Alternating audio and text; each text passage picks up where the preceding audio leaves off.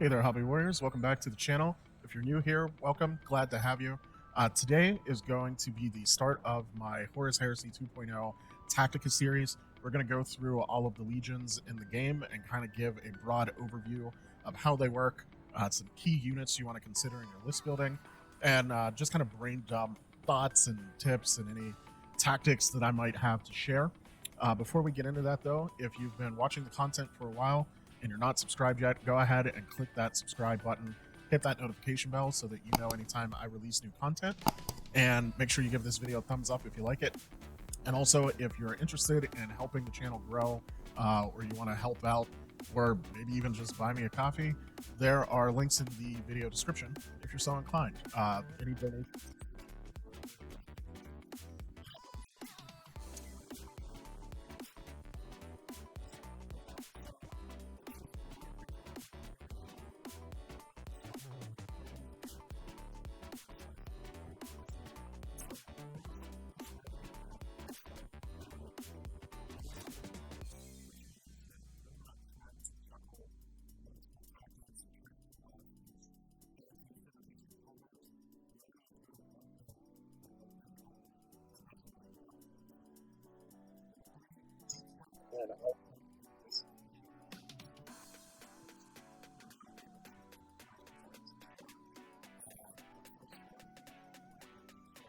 Outflank, which means you can get very close to your enemy. You can almost guarantee that you're going to be able to get that Alpha Strike charge off, and this is a huge boon for melee armies, but the World Eaters in particular. Your Primark Engron is actually pretty good in the scrap. He's fairly worth his points, and this is kind of huge. You have an ability, now granted it's only once per game, and we'll get into that, but you can actually charge your opponent in their turn. And there's only a small handful of armies that are able to pull that off in the game, and the World Eaters are one of them. So cons, some things that you're going to need to keep in mind if you go all in with the World Eaters. So number one, you have 0 bonuses to shooting. Literally, whatever your data sheets are capable of, that's it. You get no army bonuses for shooting. Number two, while you're good at melee, you are not the best melee legion. What seems a little weird given that the World Eaters are an army full of melee focused berserkers, but we'll get into why that is and how you can prepare for that later. Number three, your army is very one-dimensional, so your opponent is going to know what your game plan is, and they are to some degree going to be able to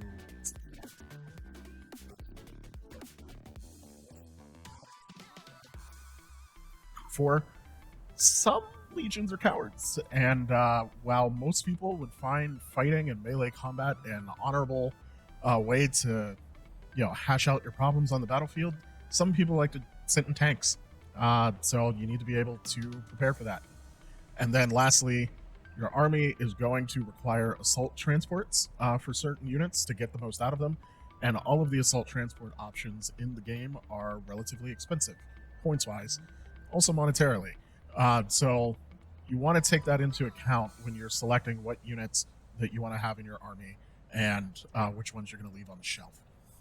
So moving into the Legion rules, first up we've got Violence Incarnate, which the way this is written may require an FAQ. So there's one of two possible interpretations of this rule. So interpretation number one is that this rule modifies the rules for charging, and that you get +1 attack for a standard charge, and then you still get +1 attack for a disordered charge. Now, the second interpretation, which I think is personally the way that I would interpret the rule, we kind of need Games Workshop to FAQ this as quickly as possible, is that this is a separate rule from the charge. So therefore, you would get an additional +1 attack for a normal charge, so you get 2 attacks. And then this rule gives you +1 attack if you make a disordered charge. Until there's an FAQ out for this, you definitely want to talk to your opponent ahead of time and see which way they want to play it. But again, personally, my own personal interpretation is that number 2 is the correct way to interpret this. If it ends up being that number 1 is the correct interpretation, that's actually a really, really weak army-wide special rule, especially given that the World Eaters don't really get a lot of outside help with dealing damage. You don't get any shooting buffs. Everything is really concentrated on you tilting the odds in your favor in melee combat to kind of carry the day. Now, number 2, this is a pretty big one. Savage Fervor. Anyone in your army that has access to a chainsword can swap that chainsword for a chain axe for free. So now what does this mean? So this means that any of your units where you make this free swap, they get +1 strength. That's really the only difference between a chainsword and chain axe. You get +1 strength. Both of them have shred for re-rolling your failed to wound rolls. So this means that your basic squads that are capable of melee have a roughly 17% benefit over their counterparts that are wounds, because you're re-rolling 3+, versus their re-rolling a 4+. Now this bonus increases when you can charge units that aren't geared for melee. So you're re-rolling 3+ the wound, and they're just rolling straight 4 up the wound with a combat weapon. And so what this rule does is tilts melee combat slightly in your favor whenever you're using a basic squad fighting another basic squad. And by basic squad, I'm talking the non-elites units, so tactical units, spoiler marines, recon marines, and so forth. Whenever your versions of these units are in combat with other units, you're going to have a slight benefit over them in melee. Now next, these two rules kind of go hand in hand. So World Eaters Berserkers, this rule primarily exists so that a independent character can buy this upgrade. They get +1 attack, and this gives them access to Ravening Madmen, which then lets them join a unit of Red Butchers, which are the only unit in the army that have Ravening Madmen. And now this rule is kind of interesting. So enemy models that are in combat with a unit possessing this rule, they fight at -1 strength. So that just further tilts that advantage that you have in close combat just a little bit further. So now your enemy is wounding you on 5s instead of 4s, whereas you're re-rolling 3s to wound them. The kicker, though, is that enemy models count the majority weapon skill of your unit that has this rule as weapon skill 3.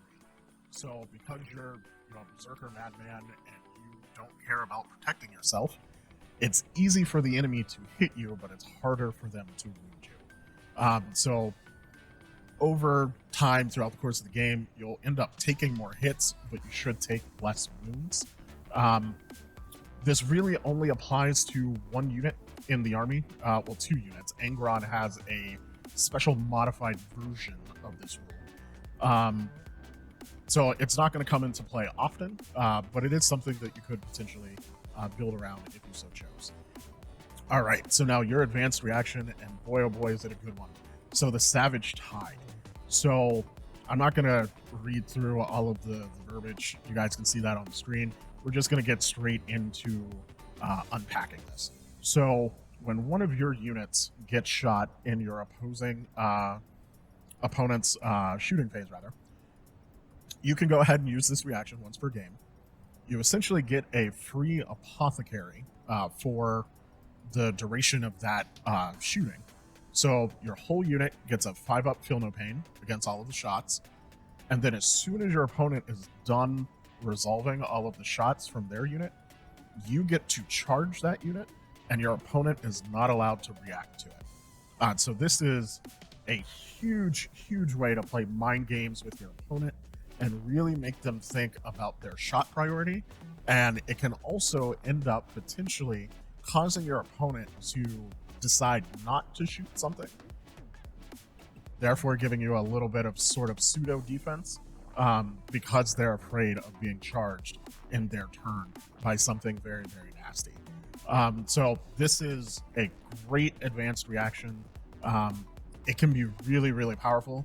You definitely want to be judicious about when you decide to use this, however. You don't want to blow it right away. You kind of want to probably hold on to this until the mid game, and then go ahead and pop it when you think it'll really make a difference.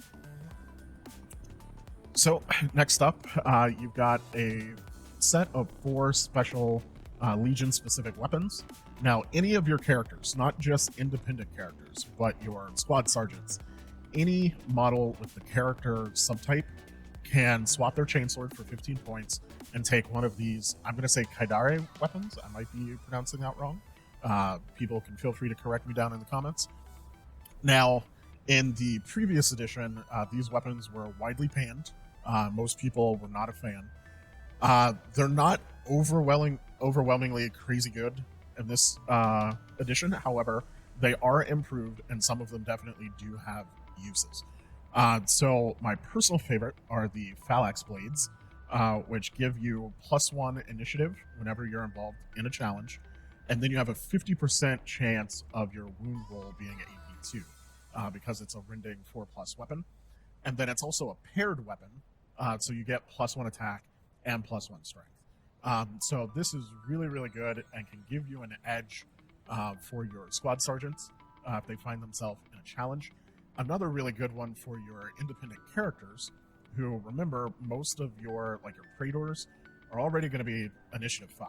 So the Excoriator Axe, giving them +2 strength with AP3 and 5+ instant death because of murder strikes, with rerollable wounds. That's awesome.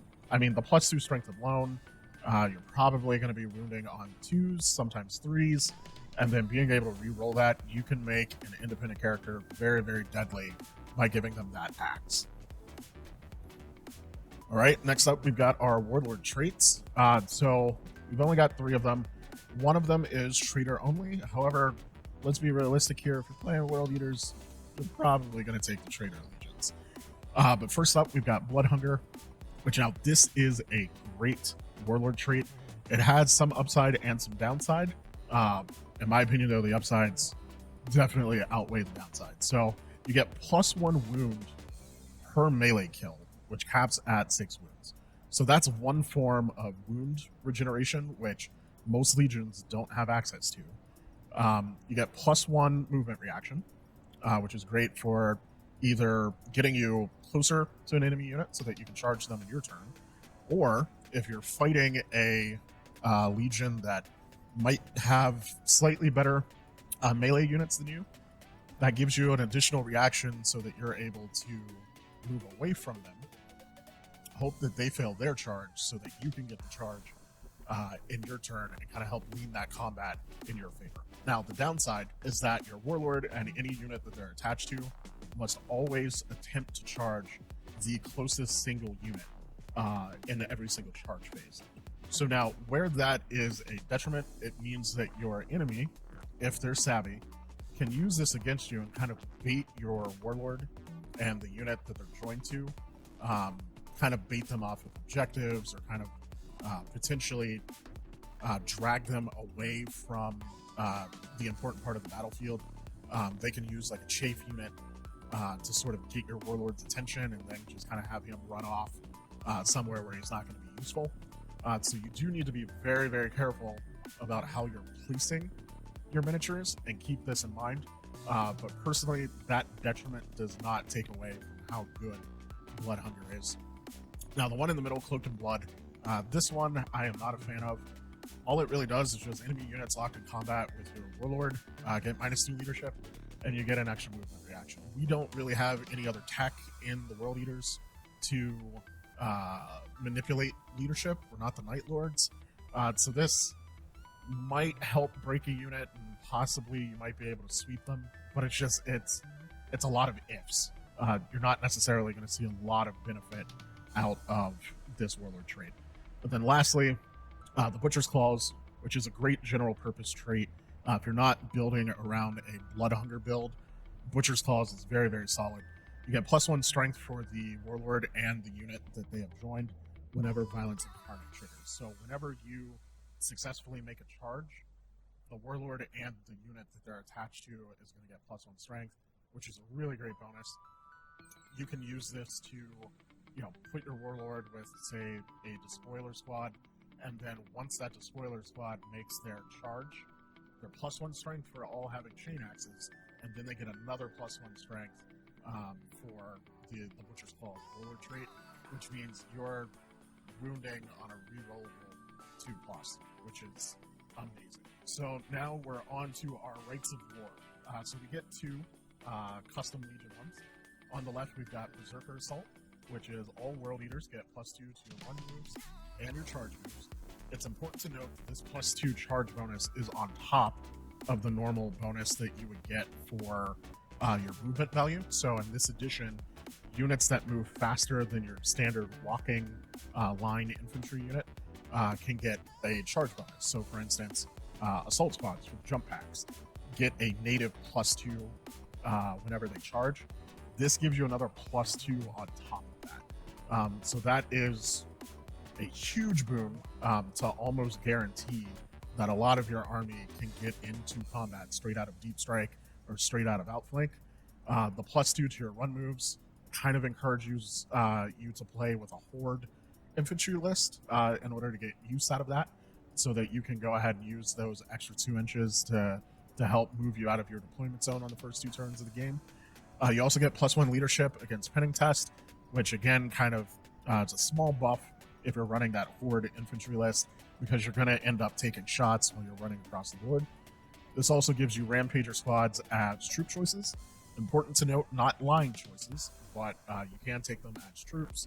And then Predator squadrons are copied over into the fast attack section for this Right of War as well. Now, your limitations, all of your units have to charge the single closest legal target. And this, for me, kills this Right of War. Can you be successful with it? Absolutely.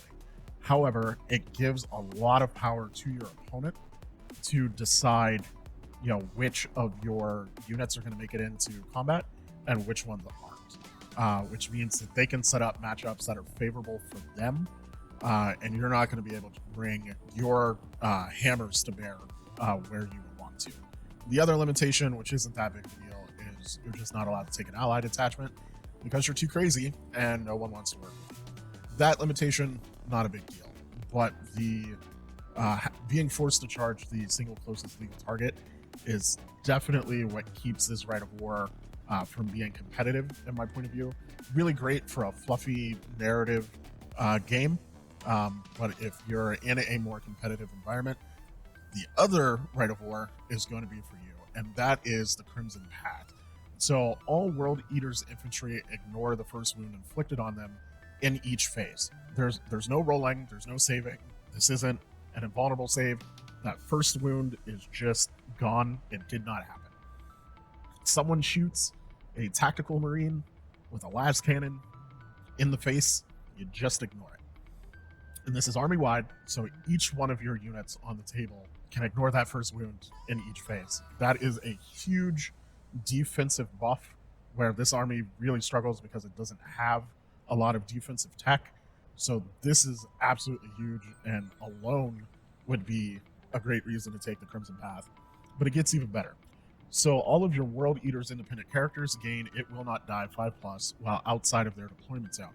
So if you recall, back to the Warlord trait, whose name I forget, but it's the one that when you kill somebody in combat, you gain a wound. So you already had one form of wound regeneration, and now this Right of War gives you a second form of wound regeneration for, say, a Pretour, which is really great for denying your opponent Slay the Warlord secondary objectives. And then lastly, in this Right of War, Rampager squads gain line. We'll talk about Rampager squads in a little bit. You're really not going to take that many of them, though. Personally, for me, they're more of a bodyguard unit for, say, a Pretour, but we'll get into that. Now, the limitations here, they will affect list building. However, I think you can still be successful. You just have to make sure you take these in mind when you're building your list. So you have to include more infantry units than non-infantry units. And then secondly, your heavy support slots are limited down to one choice. Now, with this army, you're so melee focused. However, like we had pointed out at the very beginning of the video, there are going to be some people who are sitting in a Spartan, and you might really want to kill them, but you got to get through that Spartan first. So that means with the limited heavy support options, you're going to be looking for tank hunting units in other parts of your force organization, mostly your fast attack choices. So you really want to, just be mindful of this when you're building your list. All right, so let's talk about the Pretour attacks, because if you want to use a Rite of War, you need to have someone with the Master of the Legion ability, which is either going to be on a Pretour or your Primark or a couple of special characters. Typically, the cheapest way to get access to it is going to be through a Pretour. So I've gone ahead with 2 builds. By all means, there are other builds that you could possibly choose that would be perfectly viable. These were just the 2 that I came up with. So for build 1, this is a standard Pretour.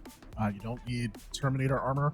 That actually would be a detriment, in my opinion. Warlord Trait, we gave him Blood Hunger, so he's got that melee kills for wound regeneration. Crimson Path, Rite of War. For equipment, we went ahead and gave him Phalanx Blades. So in a challenge, he's going to jump up to initiative 6 and be fairly good.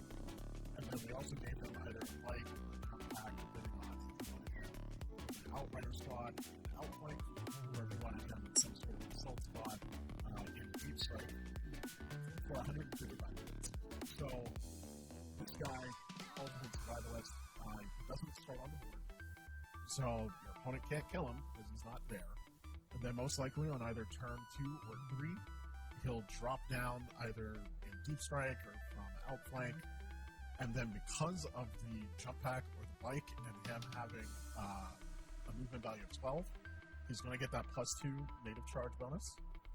So chances are you're going to be able to get that charge in, and at that point he's locked in combat. Your opponent can't shoot him anymore, and he's most likely going to be able to kill whatever sergeant maybe had an upgraded, special weapon in the squad, because you'll be fighting at initiative 6. That sergeant's only going to be initiative 4, and then you can stay locked in combat, nice and safe, where your opponent can't kill him. That's a great competitive build, especially because you can deny that Slay the Warlord for your opponent, which will give you an edge on the secondaries. Now, build 2, this is sort of a take-all-comers kind of build. So again, we use the standard Pretour. We went with the Butcher's Claws Warlord Trait.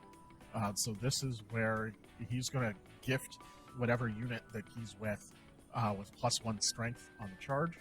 Rite of War, we're using Berserker Assault. For the equipment, now I've given him a swap the bolt pistol for a Chernobyl saber, and I swapped his chainsword for an Excoriator chain axe. So now this lets you do 2 things. So you can choose to use your saber at initiative 6 and take a challenge if you need to, or you can use your Excoriator chain axe at initiative 5 and just use all of your attacks to just completely mulch whatever squad of tactical Marines you happen to be engaged in. So this guy is really, really killy, really, really versatile in what he can do. And then you still have options for a bike or a jump pack if you wanted to embed them in a deep strike or an outflank unit. All right, so now we're going to get into the Legion-specific units. And of course, we have to start with the Primark Engron.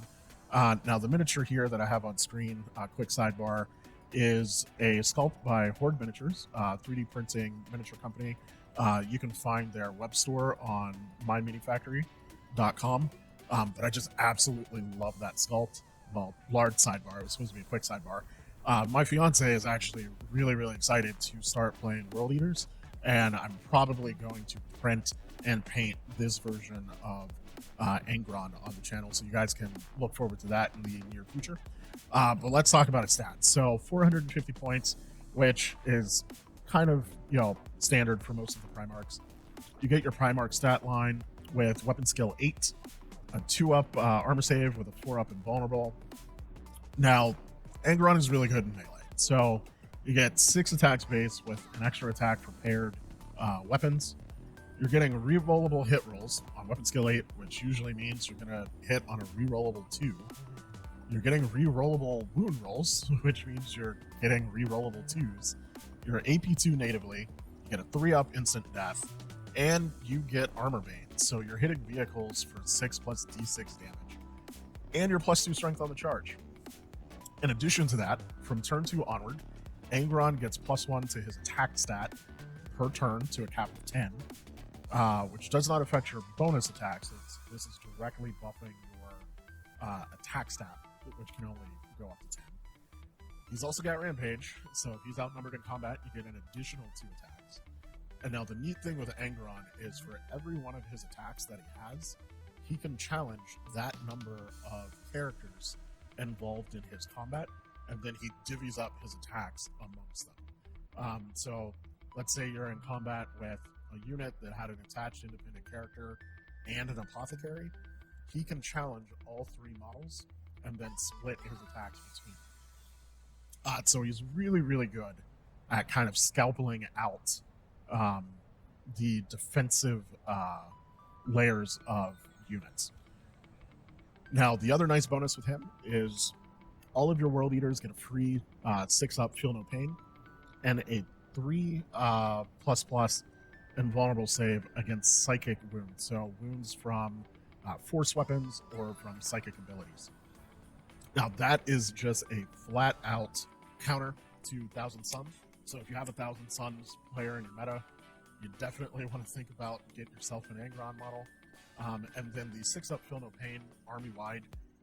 Now, apothecaries will get you a 5-up, which obviously is better, but you're getting a 6-up for free if you take Engron. So if you calculate that you're getting pseudo apothecaries, you're getting access to a fighter force that kind of replaces a Pretour. He is somewhat of a competitive option. Now, the thing that may make you leave him on the shelf is that you need a way to get him in the top. And to do that effectively, you need those pricey assault vehicles. So you're looking at probably adding another 250 to 300 points for the transport on top of his 450 points. And then you're probably going to want to get him bodyguard squad. So at that point, you're looking at half of your army in a 2,000-point game. It's just being a delivery mechanism for Engron. So even though he's really, really good, it can be really hard to justify spending that many points on so few pieces. However, if you're playing larger point games, or maybe you're playing like a huge narrative campaign or something, he is definitely worth considering. Moving on, we've got Karn the Bloody. Now, Karn, he's not bad. I, however, probably would not take him for any sort of a competitive list. He just doesn't really offer enough for the points cost when you can get a Praetor for cheaper that won't require a transport. And just like Engron, that's really his big detractor, is that you need some sort of way to deliver him into combat, and he doesn't have access to Deep Strike or Outflank. But for 175 points, you get a Praetor stat line with an upgraded weapon skill of 7. Got a 2+ save with the 4-up invulnerable from the Iron Halo. Now he's got a special Warlord trait called Savage Assault. And so whenever Karn is charging, only Primark units can declare reactions, which is kind of cool. It's kind of fluffy. And then the second part of that grants an extra advance action during your opponent's movement phase. So because this locks you specifically into advance, you can't choose any other movement action. It's not as flexible, again, as taking a Praetor. So you want to keep that in mind. Now, he has 4 attacks, and his base weapon, the Cutter, gives you +1 strength, precision strikes on a 4-up. So on a 4-up, you get to allocate the wound instead of your opponent. He has an even better Rampage than Engron, getting +3 attacks if he's outnumbered. He rerolls his wounds, base AP3 with AP2 on a 4-up, and he has a 6-up instant death from Murderous Strike. Now, if you pay an extra 35 points, you can actually take one of Engron's chain axes, and so then you would get Engron's weapon abilities. He does also unlock Rites of War, and he's got a plasma pistol for those 2 shots that you might take during the game, and also to give you an extra attack in melee. Now, interestingly enough, he does also have Relentless on his datasheet, but he doesn't have a heavy weapon, so it doesn't matter. All right, next up, we've got the Rampager squad. So these guys are, in my opinion, the best bodyguards that we have in the Legion list. Now, they don't have a lot of defensive tech. Their best defense is having a great offense. So you get 5 of them for 135 points, and you're probably going to want to give them jump packs, which will end up being an extra 50 points. So you're looking at 185, which is a little pricey. However, you really only need the 1 unit. You definitely don't want to spam these guys. They have a basic 3-up save. They're stubborn. The thing that makes them a great bodyguard unit is Chosen Warriors. So what that does is everyone in the squad is available to accept a challenge, not just the squad sergeant. So your opponent, if you had your Pretour attached with these guys, would be forced to kill every single Rampager before they could engage with your Pretour. They get +1 strength on the charge, which combos nicely with the 1 Warlord trait, where your Warlord could also give them an additional +1 strength on the charge. They have a Land Raider Proteus dedicated transport option, which if you're running Crimson Path for your Rite of War, can be a cheeky way to get a Land Raider on the board for some anti-tank. However, I personally strongly recommend taking the jump packs, give your Praetors some jump packs, squad them up, and then deep strike them in. Okay, so the last Legion-specific unit, the Red Butchers, I thought I had a slide for them. I apparently don't. Must have overwritten it. Did this in the middle of the night, so please forgive me. I'll talk about them. Honestly, though, they're really expensive for what they offer. So it's a Cataphracti Terminator squad where everyone has dual power axes, and then they have that Ravening Madman rule. So they're harder to wound, but they're easier to hit. And then only independent characters that take the Berserker upgrade are allowed to join them. Really, the only reason you would ever do that is to get a Primus Medicae to be able to join the unit, so that you could give them Feel No Pain for a little bit of extra defensive tech. However, they're super expensive for that price of that unit, because Terminators are just pricey. Plus, you're going to need either a Spartan or a Land Raider in order to get them into combat. You're looking at somewhere in between 500 to like 650 points just for a squad of Terminators. Personally, I'd leave them at home. So next up, let's talk about some key units for the army. So first, Deep Strikers. So again, Deep Strike in this new edition, you've got the ability to plop down an inch away from the enemy, and all of your Deep Strike units come in at the same time with 1 reserve roll. So this lets you do a couple of things. One, you can pair your Deep Striking anti-tank with units capable of charging and bring them in guaranteed at the same time. And then 2, it allows you to almost guarantee that you're going to get a charge. So some great deep striking units in the Legion list. Obviously, you got Rampagers that we had just talked about. They're a great bodyguard unit. And one of your Rites of War, they can even be Line, which is in the competitive Rite of War, in my opinion, Crimson Path. So these guys can drop in with your Warlord and really wreak some havoc in enemy lines, and also score objectives for you. Next up, we've got Legion Destroyer Assault Squads, which these guys are probably the one bit of synergy that the World Eaters have access to in the army. So this unit is equipped with rad grenades. So whenever they charge, or if they are charged, the enemy gets -1 toughness. They also have rad missiles. So if you happen to catch a multi-wound model out in the open, maybe it's an independent character trying to run away from you, you hit them with a rad missile, they get a permanent -1 toughness, and then when you charge them, they get -1 from your rad grenades for a total -2 toughness. So these guys are really great for combo charging with other units to increase the effectiveness of your quote-unquote basic units. Now, if they happen to get charged, they do have counterattack. Again, the free chain axes increase their combat ability enough to kind of swing things in their favor.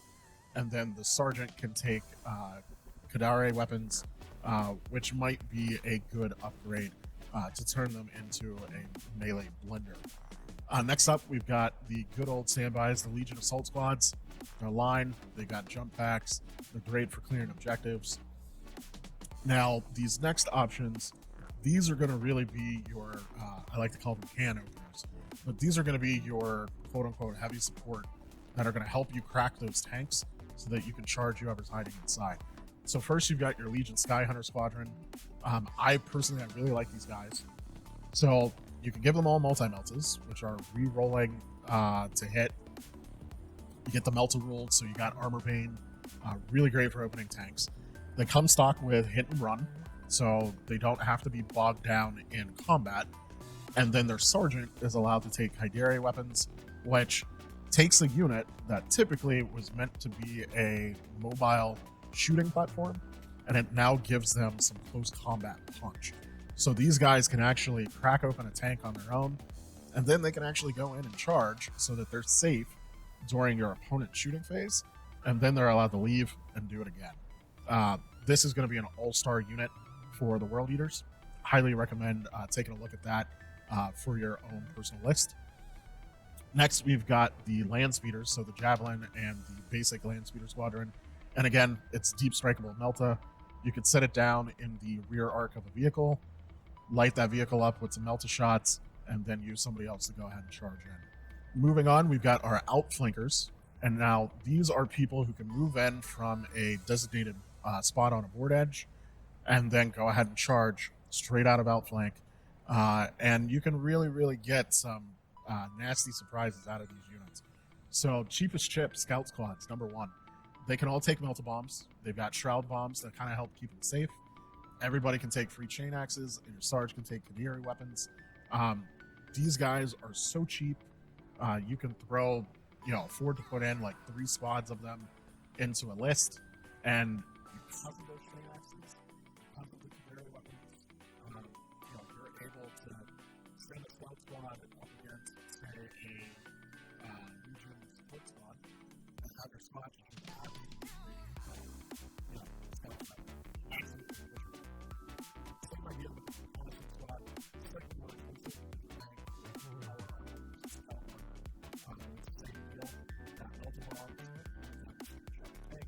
Shell bombs with threads, you got the free chain axes, your weapons, and then lastly, Outrider squadrons. Very similar to the Skyrim squadron.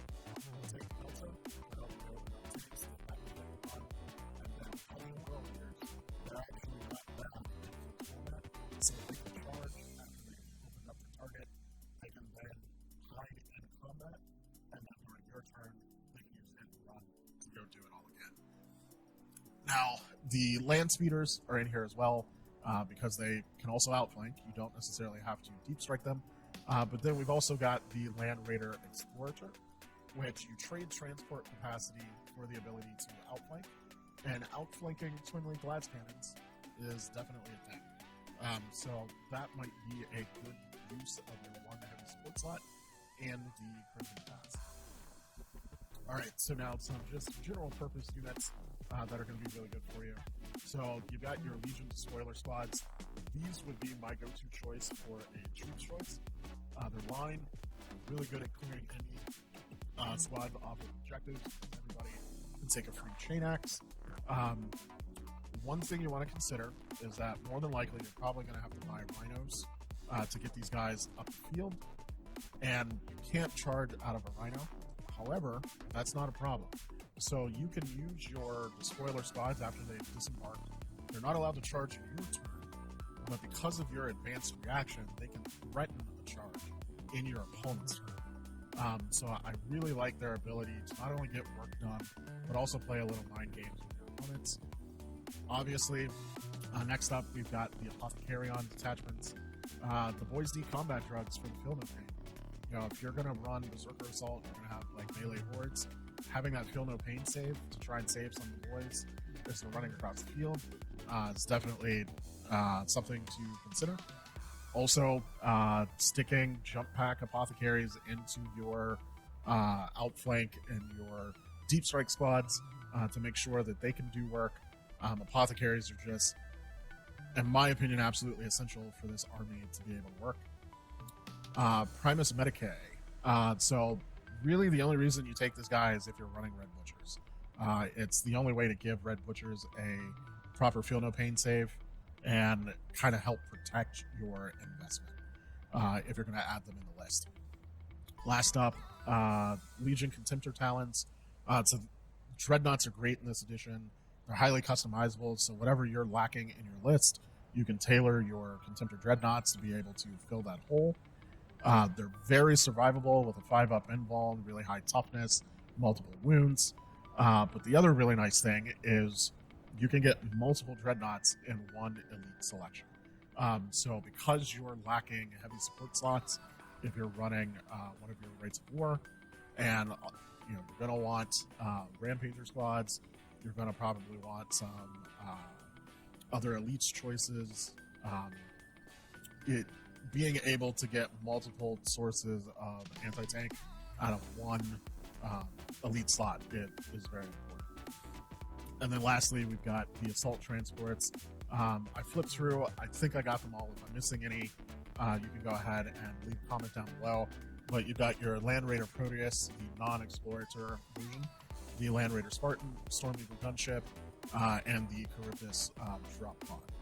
Now, they all do what they say on the 10. They're all fairly sturdy, and they let people assault out of them, but you're paying a premium for that ability. All right, so some final thoughts for the World Eaters.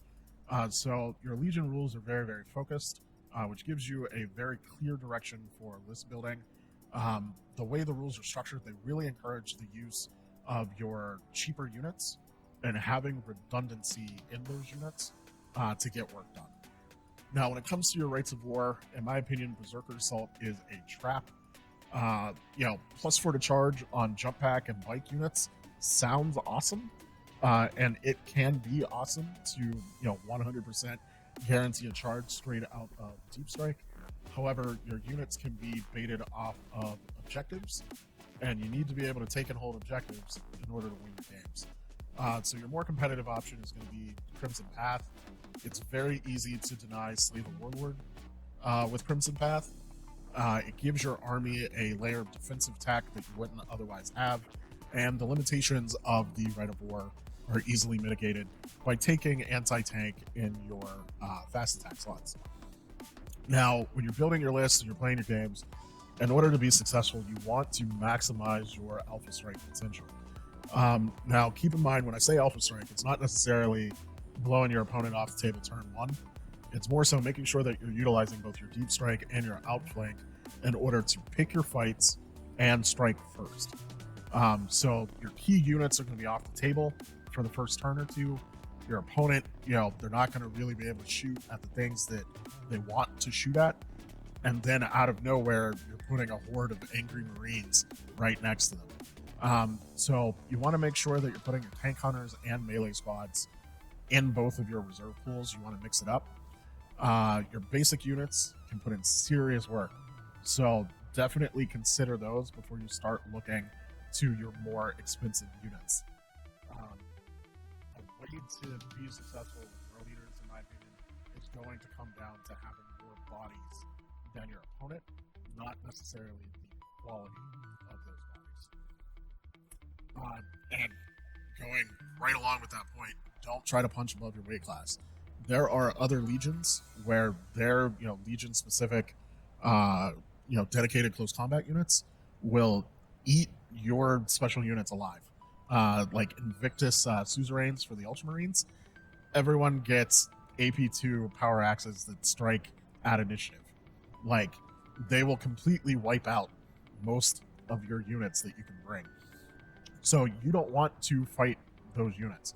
You want to choose charge targets that combat is heavily weighted in your favor. So say your Rampagers, you want them charging into Devastator squads. You want them charging into, say, tactical squads. You want them charging into Legion support squads. You don't necessarily want them charging into Invictus suzerain squads, for instance. And then lastly, don't get so bloodthirsty that you forget to play the mission. Again, the way the game is set up, killing people is important, but not at the detriment of holding objectives. And then lastly, make sure you bring enough melts in your list to open tanks. So with this starter set, everyone's going to have a Spartan. So every list that you bring, you need to be prepared for the possibility that your opponent is going to have a Spartan, and you're going to need to be able to blow it up. You can't charge, the juicy units inside the tank until the tank is gone. And to that point, don't sleep on Sky Hunter Squadrons. They are great. They pull double duty for you. They will definitely put in a lot of work. All right, guys, so that is all I've got for today's video. If you enjoyed it, make sure you let me know down in the comments. If you had any other tips and tricks that you wanted to share with the community for the World Eaters, go ahead and put those down in the comments as well. And also, I'm going to do videos for all of the legions. However, let me know which legion that you guys want to see next. It'll probably be a week or so while I'm doing the research and kind of testing some things out. But yeah, drop me a comment down below, and I'll catch you guys in the next video. Till then, keep slaying the Grey Hobby Warriors.